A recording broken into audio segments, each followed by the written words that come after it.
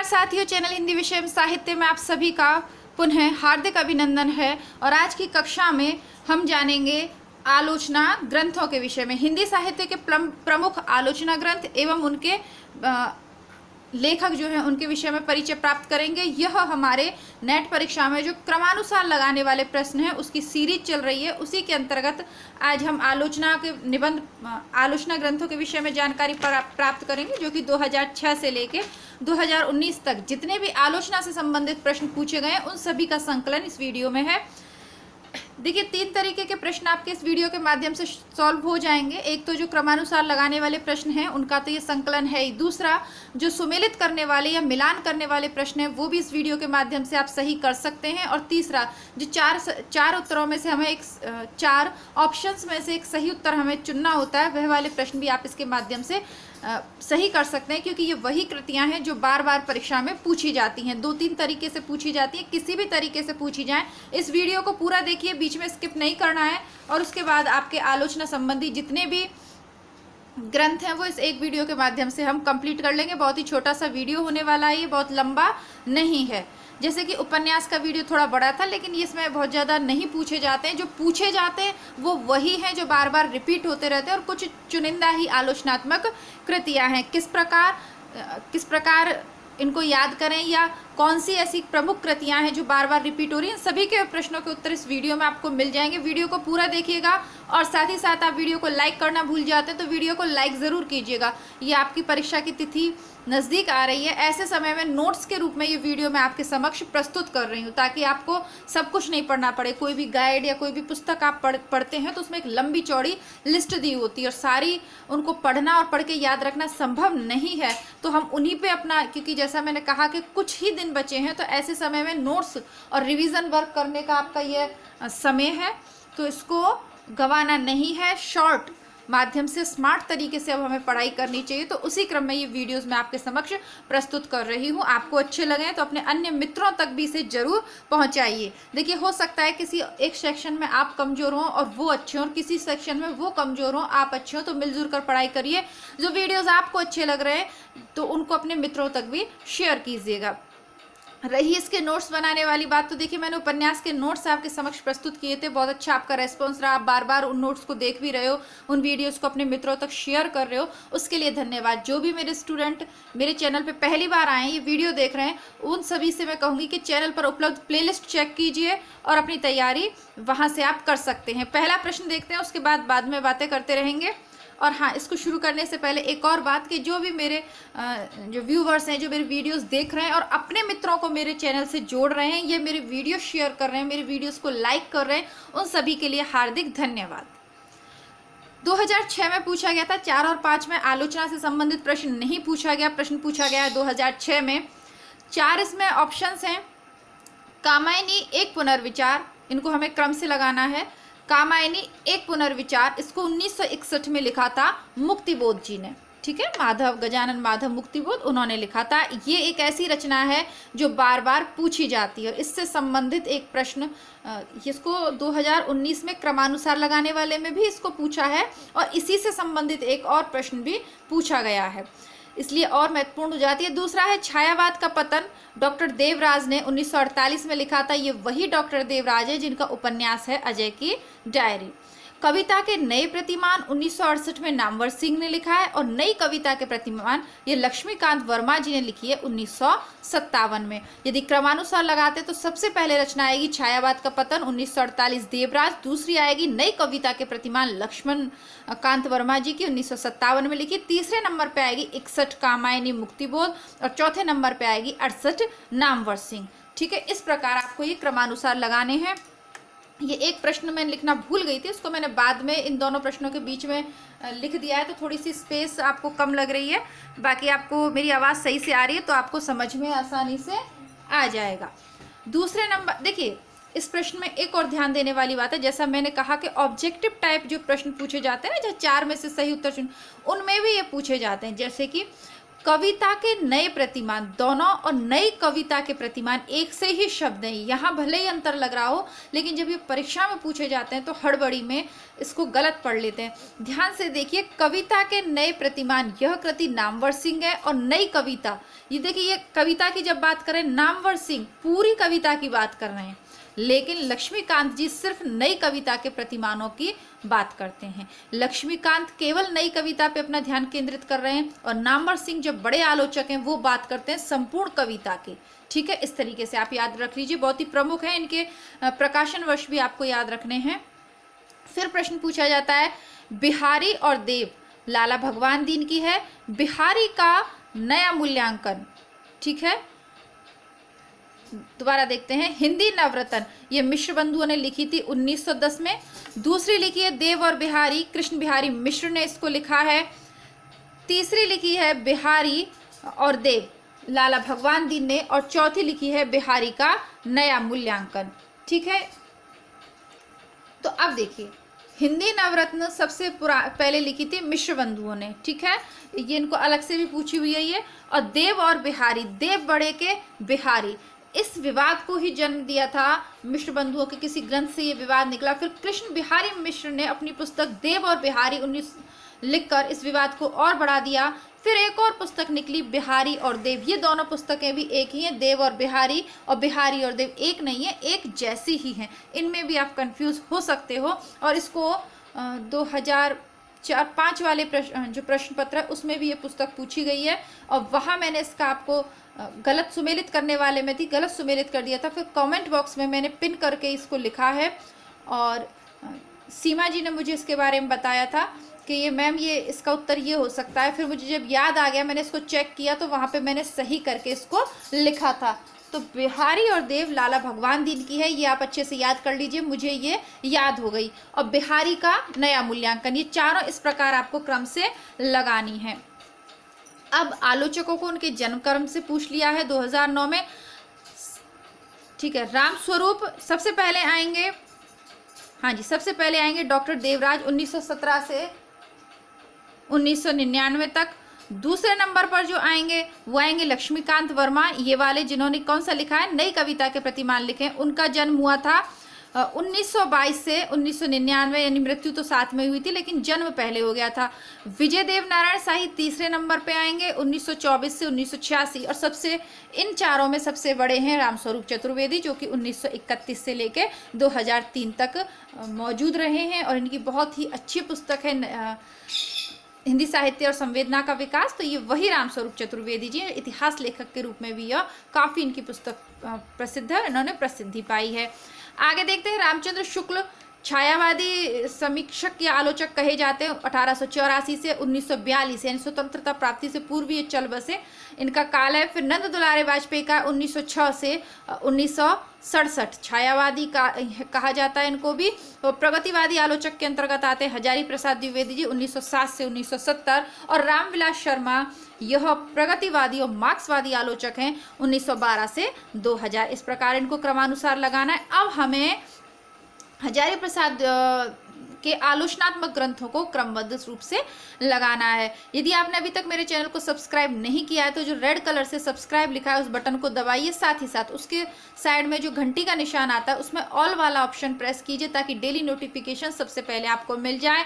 और अभी तक आपने लाइक नहीं किया है, वीडियो को लाइक करना भूल गए तो प्लीज़ वीडियो को लाइक ज़रूर कर दीजिए, ताकि अधिक से अधिक विद्यार्थियों को इसका लाभ मिल सके और मेरा भी उत्साहवर्धन हो आगे इसी प्रकार के और वीडियोस लाने के लिए। जब हम नाटक, निबंध, कहानियों की बात करते हैं तो सबको उनके विषय में थोड़ी बहुत जानकारी होती है, लेकिन आलोचनात्मक ग्रंथों से हम कम ही परिचित होते हैं, है ना। बहुत विद्वान लोग होते हैं जो इनका अध्ययन करते हैं, लेकिन हम तो इनके बहुत से इसमें ऐसे नए ग्रंथ हैं जिनके नाम भी अभी तक हमने नहीं सुने होंगे। तो थोड़ा सा कठिन वीडियो आपको लग सकता है, लेकिन परीक्षा उपयोगी दृष्टि से ये वीडियो बहुत ही इंपॉर्टेंट होने वाला है, क्योंकि अब आलोचनात्मक ग्रंथ, निबंध और साथ ही जो काव्य वाले होते हैं ना, कविताओं से संबंधित, वो प्रश्न ज़्यादा पूछे जा रहे हैं। इसीलिए मैं कह रही हूँ कि बहुत ही इंपॉर्टेंट वीडियो होने वाला है, पूरा देखिएगा आप। अब हजारी प्रसाद द्विवेदी के ग्रंथों को सुमेलित करेंगे। सबसे पहले है इनका सूर साहित्य 1930 में, फिर हिंदी साहित्य की भूमिका 1940, कबीर 1941 और हिंदी साहित्य का आदिकाल 1952, सहज साधना 1963 और कालिदास की लालित्य योजना 1953 और मध्यकालीन बोध का स्वरूप 1970। सभी प्रमुख हैं, लेकिन फिर भी मैं बात करूंगी रटने की। तो हिंदी साहित्य की भूमिका 1940 आपको रटा होना चाहिए, कबीर 41 रटा होना चाहिए और हिंदी साहित्य का आदिकाल 52 रटा होना चाहिए और मध्यकालीन बोध का स्वरूप 1970। ये 4 इनकी पुस्तकें आपको रटी होनी चाहिए, क्योंकि आदिकाल से संबंधित इनके प्रश्न पंक्ति और कथन में पूछे जाते हैं इस बुक से संबंधित। जैसे कि इनका एक प्रसिद्ध कथन है कि जो शुक्ल के विपक्ष में इन्होंने दिया था कि मैं जोर देकर कहना चाहता हूं कि अगर इस्लाम भारत में न भी आया होता तो भक्ति का स्वरूप ऐसा ही होता। ठीक है, ये इनका कथन है जो इन्होंने रामचंद्र शुक्ल जी के मत के विपक्ष में अपना मत ये प्रस्तुत किया था। तो ये इनकी आदिकाल जो पुस्तक है उससे संबंध। कबीर वाणी के डिक्टेटर हैं, ऐसा भी इनका जो इन्होंने अपनी पुस्तक में लिखा है वो पूछे जाते रहते हैं। कुल मिला के जहाँ से कथन आते हैं वो पुस्तकें महत्वपूर्ण हो जाती हैं। तो उस क्रम में ये चारों बुक आपको याद होनी चाहिए। अब 2013 में पूछते हैं छायावाद। छायावाद ग्रंथ है नामवर सिंह का, जो 1955 में लिखा। और छायावाद का पतन किसका है? डॉक्टर देवराज का। और छायावाद किसका है? नामवर सिंह का। फिर है हिंदी नवरत्न ने लिखा था मिश्र बंधुओं ने 1910 में, हम पूर्व में इसको पढ़े आए। प्रेमचंद्र और उनका युग, ये मार्क्सवादी आलोचक रामविलास शर्मा ने 1952 में लिखा था। और फिर लिखा है फिर है इनका हिंदी साहित्य के 80 वर्ष, ये 54 में लिखा था शिवदान सिंह चौहान ने। बहुत ही प्रमुख रचना है, बार बार पूछी जाती, चारों ही बार बार पूछे जाते हैं। विशेषतः हिंदी साहित्य के 80 वर्ष और प्रेमचंद्र और उनका युग है ना, 52 और 54, ये याद रखिएगा। फिर है नंद दुलारी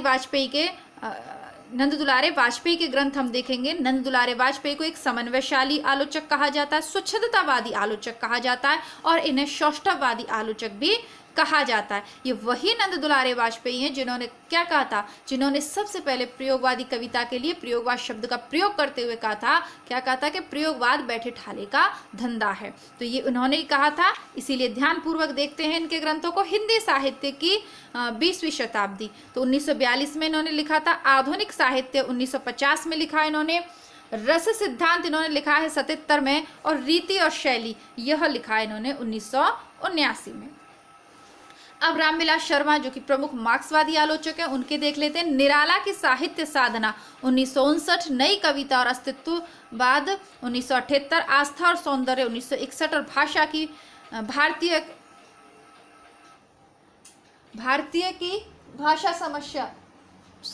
की भाषा समस्या, तो ये 1965 में इन्होंने लिखा था। सबसे प्रमुख आस्था और सौंदर्य बार बार रिपीट होता है। ठीक है, अब इन्होंने दिसंबर 2014 में पूछा था बड़े भाई, यह 1986 में लिखी हुई रचना है। भारतेंदु युग 1943 में। परंपरा का मूल्यांकन 1981 में।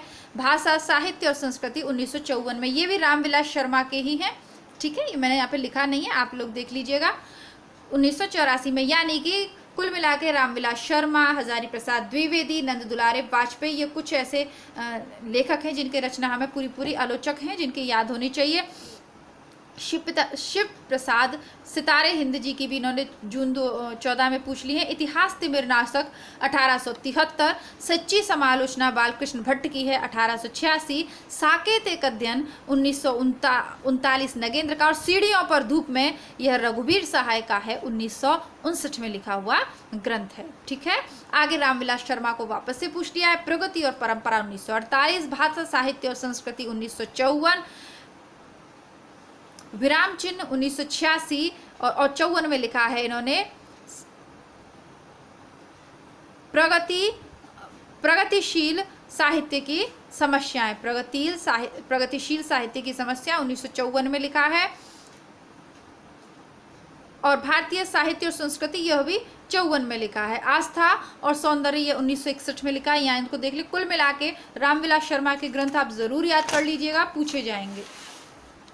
अब देखते हैं दिसंबर 2015 में पूछते हैं वो हमसे संपत्ति शास्त्र, जो कि महावीर प्रसाद द्विवेदी जी का ग्रंथ है। 1907 में उन्होंने लिख दिया। मध्यकालीन बोध का स्वरूप ये 1970 में, ये 1070 कुछ नहीं, ये एक सेकंड, मध्यकालीन बोध का साहित्य 1970, हाँ जैसा कि मैंने आपसे कहा ये 1970 पीछे मैंने ये लिखा था। प्रमुख ग्रंथ है ये इनका 1970 में।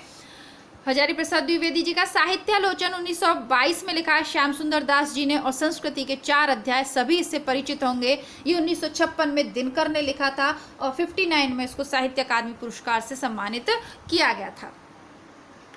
अब रामविलास शर्मा का एक और पूछा जाता है, प्रेमचंद्र और उनका युग। ये भी 1952 में रामविलास शर्मा ने लिखी थी। जनांतिक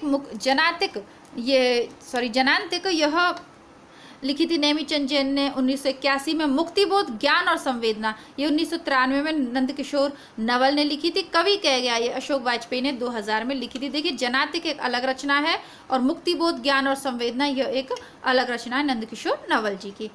कालिदास की निरंकुशता महावीर प्रसाद द्विवेदी जी ने 1911 में लिखा था। रस मीमांसा 1949 में शुक्ल जी ने लिख दिया। महावीर प्रसाद द्विवेदी और उनका नव जागरण ये 1977 में रामविलास शर्मा ने लिखा। शुद्ध कविता की खोज 1966 में दिनकर ने लिखा। मैं आपसे पुनः निवेदन करूंगी कि रामविलास शर्मा जी के निबंध जरूर पढ़ के जाइएगा। इसके अलावा श्याम सुंदर दास जी के भी देख लीजिएगा। रामचंद्र शुक्ल और हजारी प्रसाद द्विवेदी और महावीर प्रसाद द्विवेदी इनके जो आलोचक के रूप में इन्होंने जो कहा, और एक नंद दुलारे वाजपेयी जी और नामवर सिंह, ये बस विशिष्ट हैं। 5-6 आलोचक हैं जो विशिष्ट हैं भारतीय साहित्य के अंतर्गत। तो जरूर देखिएगा इनके ग्रंथों को। और ये जो मैं आपको करवा रही हूँ ये आपके पास अभी जो भी नोट्स या गाइड हो उसमें आप निशान लगा लीजिएगा कि इनके सन हमें याद करने। हिंदी जून 16 में पूछता है, आधुनिक हिंदी साहित्य 1940 में लिखा था लक्ष्मी सागर वार्ष्णेय ने।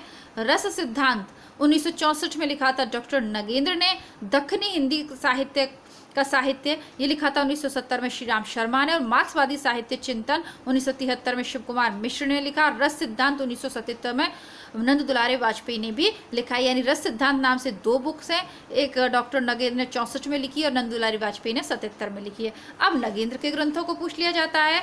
भारतीय काव्य शास्त्र की भूमिका पहले नंबर पे, दूसरे में काव्य में उदात्त तत्व, तीसरे पे भारतीय सौंदर्य शास्त्र की भूमिका और चौथे पे है साहित्य का समाजशास्त्र। अब जनवरी 17 में पहुंचते हैं। जैसा कि मैंने कहा था बहुत छोटा सा वीडियो होने वाला है, बहुत ज़्यादा ग्रंथ नहीं है, इसलिए याद करने में समस्या नहीं आएगी। कामायनी एक पुनर्विचार 1961, मुक्तिबोध हिंदी साहित्य के 80 वर्ष 54 शिवदान सिंह, वाद विवाद संवाद नामवर सिंह 1979 और अधूरे साक्षात्कार 1966 नेमीचंद्र जैन। अधूरे साक्षात्कार नेमीचंद्र जैन, यह 4 वाला जो ऑप्शंस वाले जो प्रश्न होते हैं उनमें बार बार पूछा जाता है, याद कर लीजिएगा इसको। अधूरे साक्षात्कार 66 साक्षात्कार अधूरे रह गए नेमीचंद जैन जी के। रामचंद्र शुक्ल 1884 to 1941, नंद दुलारे वाजपेयी 1906 से 1968, रामविलास शर्मा 1912 से 2003,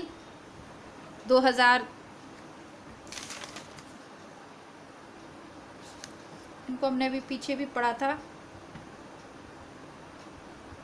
चलिए, और नगेंद्र 1915 से 2000 तक। हजारी प्रसाद द्विवेदी हिंदी साहित्य की भूमिका 1940, हिंदी साहित्य का आदिकाल 52, लालित्य मीमांसा 1965 और मध्यकालीन बोध का स्वरूप 1970। 3 से 4 बार ये रचना पूछी हुई है, अब आपको याद हो गई होगी। देखिए ये कुछ और हैं जो वैसे तो ये इतिहास ग्रंथ हैं लेकिन पूछे जा सकते हैं, इसलिए मैंने यहाँ लिख दिए। हिंदी साहित्य की भूमिका हजारी जी ने लिखा है। हिंदी साहित्य का आलोचनात्मक इतिहास 1938 में रामकुमार वर्मा जी ने लिखा है। उत्तर भारत की संत परंपरा परशुराम चतुर्वेदी की। हिंदी साहित्य का दूसरा इतिहास 1996 बच्चन सिंह की। और आधुनिक हिंदी साहित्य 1941 लक्ष्मी सागर वार्ष्णेय से। ये पूछी हुई थी इसलिए मैंने यहाँ पे लिख दिया। छोटा सा 2-4 और बचे हैं, उनको भी देख लेते हैं। रस मीमांसा यह 1949 में रामचंद्र शुक्ल ने लिखा। नई कविता 1973 नंद दुलारे वाजपेयी। आलोचना के मान 1958 शिवदान सिंह चौहान। नई कविता रसतत्ववाद 1978 रामविलास शर्मा। प्रेमचंद्र और उनका युग 1952 रामविलास शर्मा। कामायनी एक पुनर्विचार 1973 मुक्तिबोध। साहित्य और इतिहास वृष्टि मैनेजर पांडे। वाद विवाद संवाद 1986 नामवर सिंह। ये दूसरी बार रिपीट हुई है। हिंदी साहित्य का आदिकाल 52, कविता और मिथिक और साहित्य ये नगेंद्र ने लिखी है। कवि सुमित्रा नंदन पंत 1976 और भारतीय सौंदर्य बोध और तुलसीदास 2001 में रामविलास शर्मा ने लिखा है। ये जिस क्रम में लिखी हुई है उसी क्रम में क्रमानुसार मैंने जमा के लिखी है, इसलिए इनको बता नहीं रही कि पहले नंबर पे कौन है। जिस क्रम में लिखी हुई है जैसे पहला, दूसरा, तीसरा, चौथा इसी क्रम में है। नंद दुलारे वाजपेयी जी की पूछते हैं। जयशंकर प्रसाद 1940। आधुनिक साहित्य 1950, कवि निराला 65 और नई कविता 1973। ये 2018 में पूछी गई थी। अब दिसंबर 2019 में जो पूछी गई हैं वो वही हैं जो ऊपर हम याद करके आए। कैसे? कामायनी एक पुनर्विचार, देखिए सुमेलित करने वाले में पूछी हुई थी। पर मैंने यहाँ पे लिख दिया है। कामायनी एक पुनर्विचार आसानी से आप कर लेंगे। 61 में लिखी थी मुक्तिबोध ने। अधूरे साक्षात्कार नेमीचंद्र जैन। इतिहास और आलोचना नामवर सिंह। प्रेमचंद्र और उनका युग रामविलास शर्मा। इस प्रकार ये सभी वो पूछे गए हैं जो कि पिछले पेपर अगर हम सॉल्व करें, जैसा कि मैंने कहा था ये सुमेलित करने वाला है, क्रमानुसार लगाने वाला नहीं था, लेकिन इन सब के प्रकाशन वर्ष सहित हम ऊपर पढ़ के आ चुके हैं। मेरा कहने का तात्पर्य यही था, ये स्पष्ट मैं करना चाह रही थी कि ये सुमेलित करने वाले प्रश्न भी आप इस वीडियो के माध्यम से बहुत आसानी से कर सकते हैं। आशा करती हूँ वीडियो आपको अच्छा लगा होगा। वीडियो अच्छा लगा हो लाइक कर दीजिएगा। जो स्टूडेंट पहली बार चैनल पे आए हैं, क्योंकि वो लोग अपने स्तर पे प्लेलिस्ट चेक करिए। प्लेलिस्ट में जितनी भी सामग्री है वो हिंदी साहित्य की नेट और असिस्टेंट प्रोफेसर परीक्षा के हिसाब से ही लगी हुई है। हालांकि वो पीजीटी के लिए भी उपयोगी है, लेकिन नेट परीक्षा की जितनी भी आपकी कहानियाँ शामिल हैं, जितने भी निबंध शामिल हैं, सबके सब पूरे मैंने करवा चुकी हूँ इस पे, तो आप प्लीज़ उनको देख लीजिएगा। अभी तक नहीं देखे हो तो मिलते हैं नए वीडियो के साथ। तब तक के लिए नमस्कार, धन्यवाद, जय हिंद।